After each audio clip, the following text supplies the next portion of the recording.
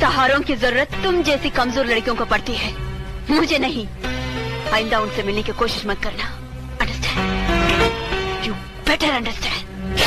Hello friends, कैसे हो आप सब। और क्या बात है, आप लोग देख रहे हैं अंजलि की डायलॉग वीडियो। जी हाँ दोस्तों, तो स्वागत है आपका आपके अपने चैनल फन बिग स्टार में।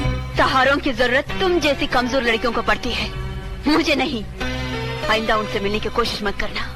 Understand? You better understand. So friends, कैसी लगी आप लोगों को अंजलि की ये डायलॉग वीडियो, और इसी के साथ में आप लोग बताएंगे कि ये डायलॉग किस मूवी का है। तो जल्दी से आ जाइए अपने कमेंट बॉक्स में और कमेंट करके बता दीजिए। इसी के साथ में आप लोग बताएंगे कि अंजलि का ये लुक इस डायलॉग के साथ में आप लोगों को कैसा लग रहा है। So friends, thanks for watching this video.